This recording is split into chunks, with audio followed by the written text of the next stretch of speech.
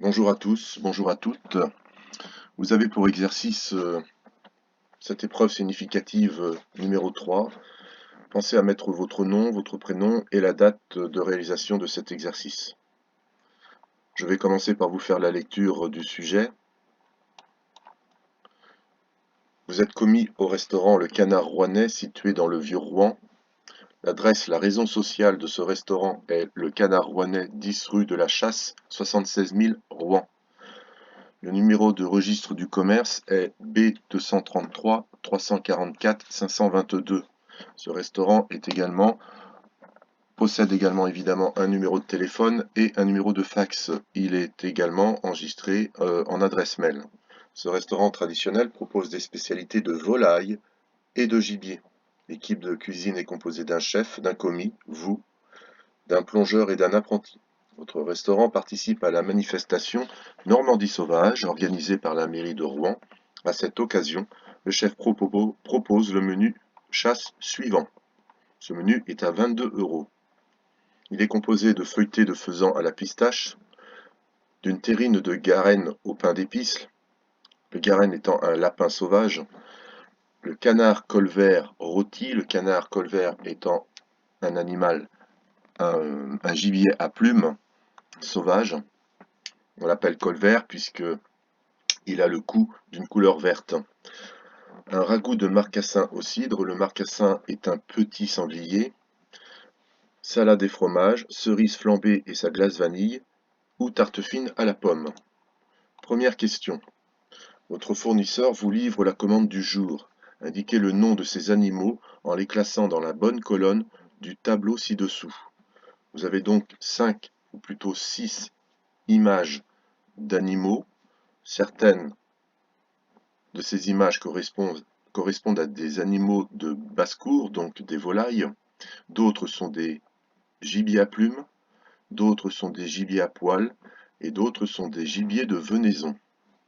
Votre travail est donc de reconnaître l'animal et de le classer dans la bonne case. Deuxième question, l'apprenti de votre restaurant vous demande quelle information suite à son dernier cours à l'école. Pardon, l'apprenti de votre restaurant vous demande quelques informations suite à son dernier cours à l'école. Puis-je acheter du gibier sauvage durant la fermeture de la chasse? Soyez logique. Est-ce que l'on peut vendre du gibier dans un restaurant alors que la chasse est fermée? À vous de répondre par oui ou par non. Vous cochez la bonne réponse. Et puis vous indiquez pourquoi. Vous avez choisi la réponse oui ou la réponse non. Dois-je garder les factures d'achat du gibier? Oui ou non? Pourquoi?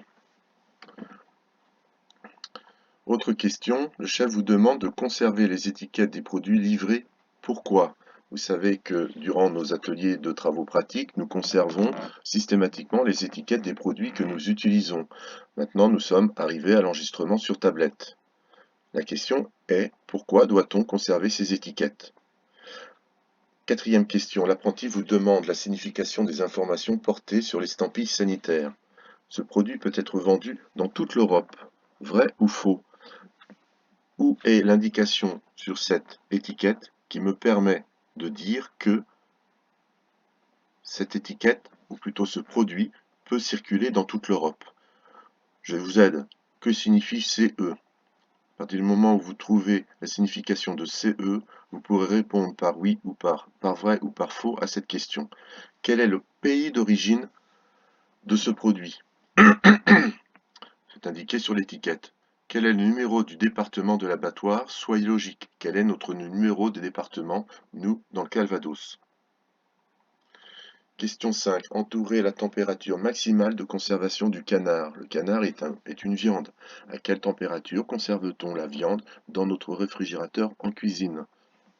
Expliquez l'effet du froid sur les bactéries. Quelle est l'action du froid sur les microbes? Pourquoi conservons-nous les produits au frais? Quelle est l'action de cette fraîcheur sur les microbes? Question 6. Le chef vous demande de réunir la garniture du ragoût de marcassin au cidre. Entourez les ingrédients nécessaires. Je vais tout simplement aller vous demander d'aller chercher sur internet, ou plutôt dans votre livre, la recette du civet de lièvre à la française, qui est un ragoût de gibier, au même titre qu'un ragoût de marcassin. À vous de me trouver quels sont les ingrédients qui ne sont pas intégrés dans un ragoût. Vous pouvez peut-être déjà répondre à cette question puisque nous en avons fait plusieurs fois en atelier, et quel est l'ingrédient que nous n'avons jamais intégré dans un ragoût. Parmi les ingrédients de ce ragoût, indiquez celui qui est fabriqué grâce à une multiplication microbienne volontaire et nommez la réaction chimique réalisée par ce germe. Donc parmi tous ces ingrédients, vous avez une fermentation. Cette fermentation, elle est utile pour fabriquer ce produit. Quel est ce produit parmi la liste que vous avez ci-dessus? Quel est le produit qui est fermenté? Quelle est cette réaction chimique? 4 clients ont réservé une table en précisant qu'un d'entre eux est allergique au gluten. Quels plats présents dans le menu contiennent du gluten? Voir menu, page 2. Donc là, vous allez aller sur la page 2, ici, donc, et puis vous allez essayer de trouver quels sont les ingrédients, ou plutôt dans l'intitulé du menu, où est le gluten? Feuilleté de faisan à la pistache. Y a-t-il un ingrédient contenant ici? Y a-t-il un ingrédient qui a été utilisé pour fabriquer ce plat et qui contient du gluten? Je vous aide, oui, il y a le feuilleté. D'accord, mais que mettons dans le feuilleté qui contient du gluten? Terrine de Garenne au pain d'épices. Pain d'épices, ça devrait vous parler. Canard colvert rôti, ragoût de marcassin, etc., etc. Je vous laisse réfléchir. Bon, moi j'en ai repéré au minimum 3. Hein. Il y en a 3 en évidence. Peut-être y en a-t-il d'autres, mais il faut au moins en trouver 3. 3 plats dans ce menu qui contiennent du gluten. Je retourne sur ma question. Question 8. 4 clients ont réservé une table en précisant... Non, alors cette question j'ai déjà posée, pardon. Soulignez dans la liste suivante les symptômes provoqués par une allergie. Est-ce que quelqu'un qui est allergique va avoir des douleurs abdominales, autrement dit avoir mal au ventre? Va-t-il avoir de la fièvre? Va-t-il avoir des démangeaisons? Va-t-il avoir la diarrhée? Va-t-il avoir des rougeurs sur la peau? Peut-être que l'ensemble de ces réponses sont exactes, peut-être une seule, peut-être 2, peut-être 3. Bon, vous avez un indice, souligné dans la liste suivante les symptômes, donc il y en a au minimum 2. Bon, je peux vous dire qu'il y en a plus que ça. Participer aux opérations d'inventaire. Le chasseur a facturé le marcassin au prix total de 72 €. Ce marcassin pèse environ 12 kg. Quel est le prix du kilogramme? Alors, on récapitule. Le chasseur a facturé le marcassin au prix total de 72 €. Donc il a acheté l'animal 72 €. Ce marcassin pèse 12 kg. Quel est le prix du kilo? Quelle opération allez-vous devoir faire pour calculer le prix du kilo de marcassin, en sachant qu'il l'a acheté 72 € et que ce marcassin pèse 12 kg. Quelle opération devez-vous faire pour trouver le prix d'1 kilo de marcassin? Question 11. Après l'avoir habillé et découpé, donc habillé c'est-à-dire préparé, on enlève la peau, on enlève tout ce qui n'est pas consommable, et découpé, le poids net de la viande du sanglier est de 7 kg. À combien revient le prix du kilogramme net? Autrement dit, à combien revient le prix du kilo de viande? Donc vous devez faire une opération similaire, mais en utilisant les 72 € et les 7 kg. Le marcassin utilisé pour le ragoût est sauvage, est acheté à un chasseur. Complétez le registre du gibier dans le document 1 à partir des informations suivantes. Monsieur Roger Dubois est chasseur. Il habite 10 rue Rottier, 72 000 Rouen. Le 20-12-2018, il vend au restaurant Le Vauclin un marcassin mâle sauvage.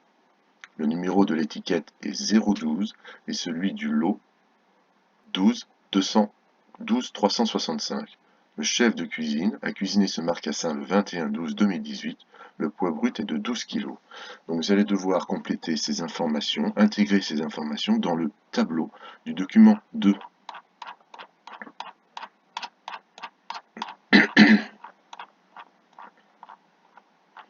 Alors le voilà ce document. Donc ici, la date d'achat. Ensuite, le nom, qualité et adresse du vendeur. Donc à qui le restaurateur a-t-il vendu ce gibier? L'espèce, quel est ce gibier?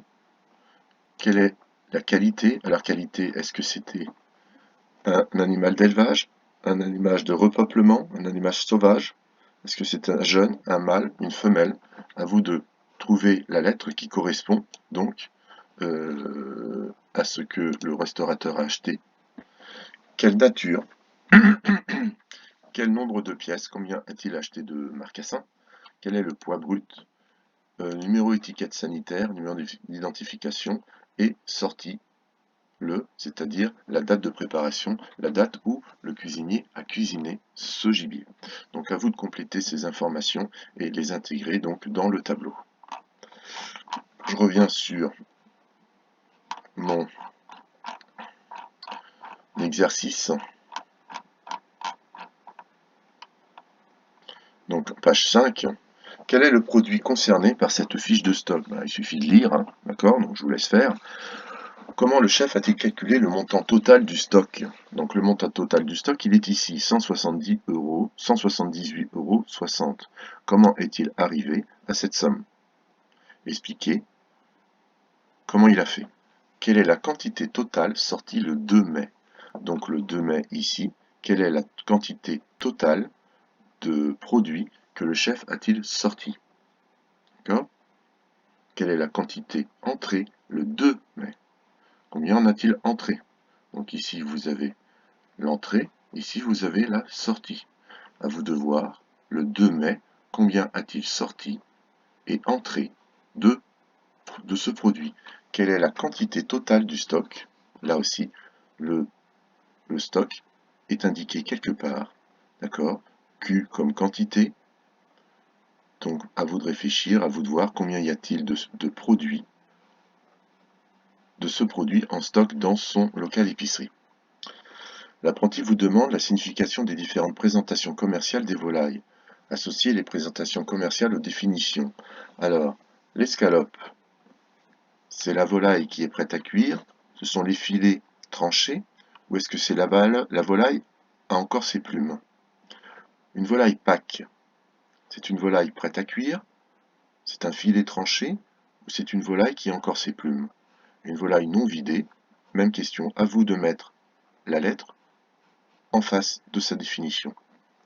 Le poulet comporte un risque élevé d'intoxication alimentaire qui peut être causé par la salmonelle. De plus, une mauvaise maîtrise de la température de cuisson peut favoriser le développement de ce microbe pathogène. Pathogène signifie dangereux. À quelle famille de microbes la salmonelle appartient-elle? Cochez la bonne réponse. Est-ce un virus? Est-ce une bactérie? Un champignon?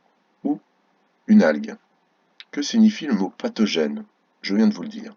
À quelle température minimum un plat chaud doit être maintenu et servi?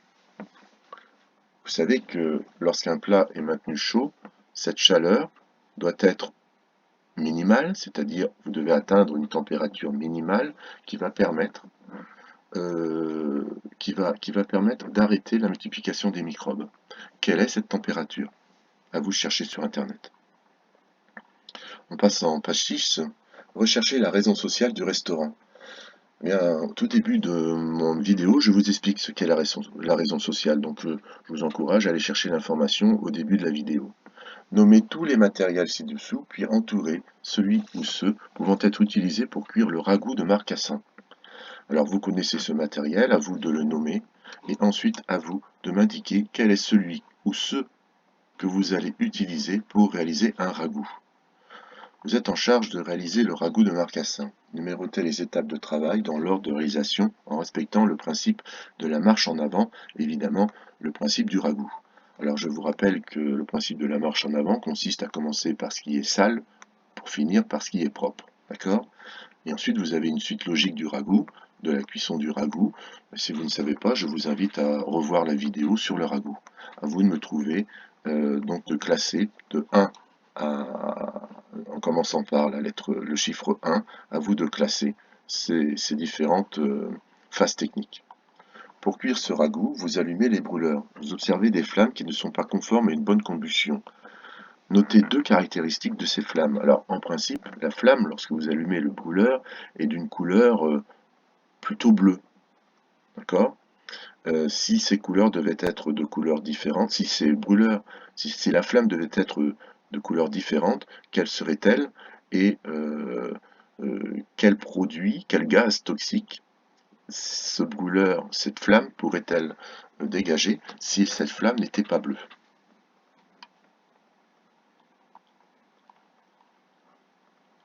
Voilà. Ben, je vais vous laisser lire également ce petit document, hein, qui peut vous aider aussi à répondre à certaines questions.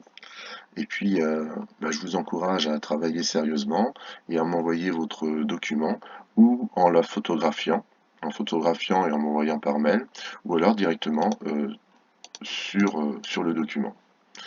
Voilà, ben, écoutez, je vous souhaite bon courage et à bientôt.